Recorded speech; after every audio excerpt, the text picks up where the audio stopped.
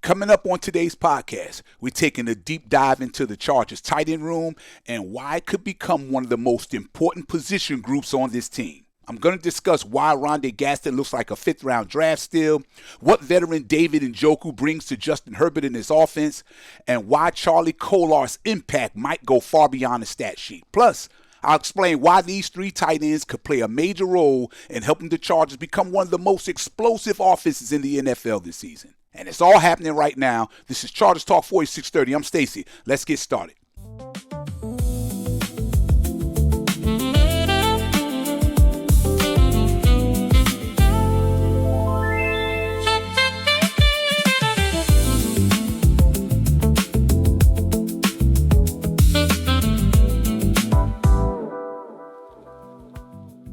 Hey everybody, what's going on? How y'all feeling?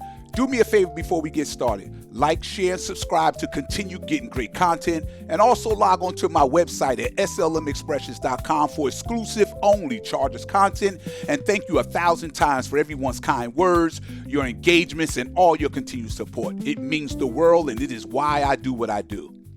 Now I want to spend a few minutes talking about a position group that I honestly believe do not get enough attention. And that is the Chargers tight end room. We've talked about the wide receivers. We've talked about Justin Herbert. We've talked about Amarian Hampton and Keaton Mitchell. But if this Chargers offense is going to become one of the most explosive offenses in the NFL, the tight ends are going to play a huge role in making that happen. And when you look at how this room is constructed, you have three completely different players who bring three completely different skill sets to the table. Yes, you have Oronde Gadsden, Charlie Kolar, and David Njoku. And here's the thing. The Chargers do not need one of these players to do everything because they each have a role. They each have strengths, and combined together, they might be one of the better tight end groups in the NFL. Now, let's start with Oronde Gadsden. I got to be honest. I see Oronde Gadsden as one of the biggest steals of last year's draft. Think about this for a second. The Chargers got this guy in the fifth round. And all he did as a rookie was show flashes that he could become one of Justin Herbert's most dangerous weapons, right? Now, I'm not saying he's Antonio Gates. He's not. What I'm saying is the production and the potential is too impossible to ignore. Gadsden is really a big wide receiver playing tight end. His strength is not blocking, but his strength is catching passes. His strength is finding open space and running great routes, and his strength is creating yards after the catch. And we saw all of that during his rookie season, right? In fact, his 164-yard performance in Week 7 was the single best game performance by a Chargers tight end since the great Antonio Gates back in 2009. Now think about that, Antonio Gates. Now that's pretty impressive company, right? Now early last season, there was some growing pains for sure. There were some struggles. Late in the season, there was a few drops in some key moments, right? There were some moments where you could tell he was still adjusting to the speed of the NFL game. But as the season went along, you could see the light come on, right? You could see the confidence growing. You could see Justin Herbert starting to trust him a little bit more, right? And that trust matters. Jim Harbaugh has already praised Gadsden's football bloodlines and his polished approach to the game. So we know the talent is there. The athleticism is there. And the playmaking ability is there. Now, the next step is consistency. The next step is becoming that player who can make the routine catches every week while making the spectacular catches down the field. And under Mike McDaniel's offense, I think we could see an even bigger jump. And you know I just love talking about what Mike McDaniel brings to this offense. More motion, more mismatches, and more opportunities to get linebackers and safeties isolated against him, right? That is a matchup I think that Mike McDaniels will expose over and over again. Now let's take a look at Charlie Kolar. I think Charlie Kolar might be the most misunderstood player in the tight end room. A lot of people look at his receiving numbers from Baltimore and immediately assume he cannot catch. Man, get out of here with that. That is not the role that the Baltimore Ravens asked him to play. They asked him to block. They asked him to be physical. They asked him to help create running lanes. They asked him to be that sixth offensive lineman, and they asked him to pick up blitzes. That was his job. And he did it at a very high level, right? In fact, Charlie Kolar is considered one of the premier blocking tight ends in football. He's ranked 6th among all NFL tight ends as a run blocker. That is not an accident. That is a skill. And if there was one thing we know about Jim Harbaugh, it is that he loves physical football players. He loves guys who can dominate the line of scrimmage. Charlie Kolar fits that identity perfectly. Now, does that mean he's a liability as a receiver? Absolutely not. I've heard some analysts say that, and y'all know I can't stand these analysts who just like to manipulate the truth and play around with narratives. But check this out. When he was at Iowa State, Kolar was one of the most productive receiving tight ends in college football. Did you know that? For his career at Iowa State, Charlie Kolar played in over 49 games, caught 168 passes for 2,181 yards and 23 touchdowns. Let me read you his numbers. I just want to be able to prove a point because I like to bring up facts. Give me a second. In 2018, he was with Iowa State from 2018 to 2021 before he was drafted to the Baltimore Ravens. In 2018, he had 11 receptions for 173 yards and 3 touchdowns. But in 2019, he was asked to do more. He had 51 receptions for 697 yards and 7 touchdowns. Then in 2020, he had 44 receptions for 591 yards and 7 touchdowns. Then in 2021, his final season, he had 62 receptions for 756 yards and 6 touchdowns.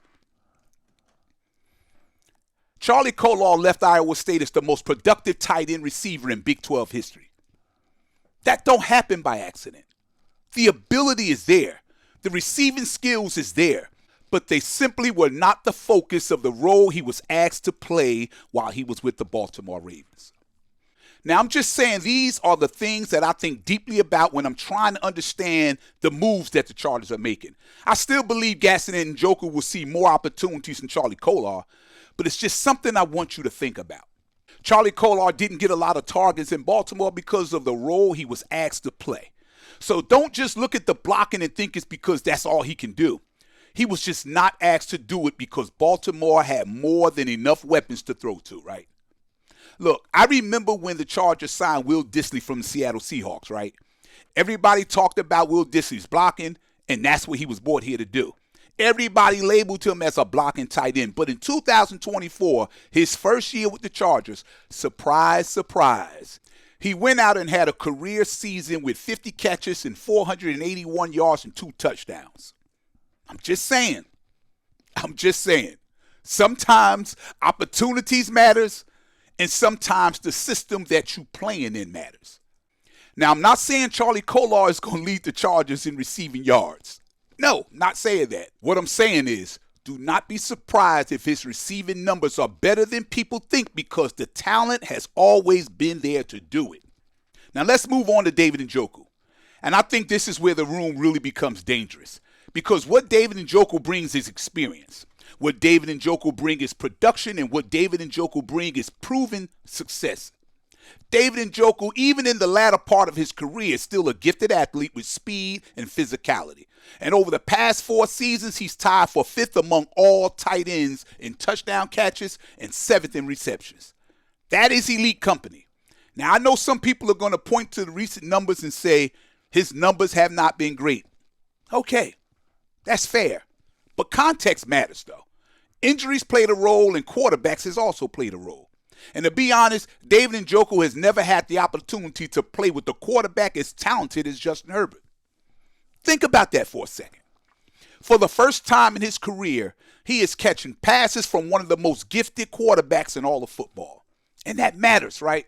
Also, it probably does not hurt moving from the cold weather and harsh conditions in Cleveland to sunny Los Angeles. David Njoku gives Herbert a big target in the middle of the field, and he gives him a reliable red zone threat, right? He gives him a veteran presence who understands how to get open when the games get bigger and the moments get bigger. And here's the part I really like. David Njoku does not have to carry this room by himself.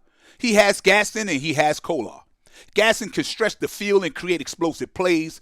Kolar can handle the dirty work in the running game. And when called upon, I showed you already, he's an underrated pass catcher. David Njoku is going to force defenses to make a choice. If you put a linebacker on him, he's going to outrun him. If you put a smaller defensive back on him, he's going to outmuscle him. That is why players like Njoku are so valuable in today's NFL. David Njoku can do what he does best and be a mismatch nightmare in the passing game. That's balance, that's depth, and that's versatility. And when you combine all of that with Justin Herbert, Omarion Hampton, Keaton Mitchell, Kamani Vidal, Lad McConkey, Brennan Thompson, Trey Harris, Quentin Johnston, KLS, Rashawn Slater, Joe Alt, and Mike McDaniel's offensive system, you start to see why we are so excited as Charger fans heading to this season. I really believe this tight end room is going to be one of the biggest reasons why this offense will be high-powered and explosive. You got youth, you got experience, you got athleticism, you got blocking, you got pass catching. Man, you just got everything you can ask for, right? And at the end of the day, that is what makes this group so dangerous. Think about this for a second. The Chargers now have a receiving tight end in Oronde Gadsden, an elite blocking tight end in Charlie Kolar, and a proven veteran playmaker in David Njoku. They do not need one guy to do everything because each one of these guys brings something different to the table. That is what makes this room so dangerous. Let me know what you think in the comments. Which tight end do you think is going to have the biggest impact on the Chargers this season? What do you think overall about this episode? Let me know. Don't forget, like, share, and subscribe. And don't forget to check out slmexpressions.com for exclusive Chargers content you won't get anywhere else. And as always, thank you for watching Chargers Talk 4630. I'm Stacy. Bolt up, and I'll see you next time.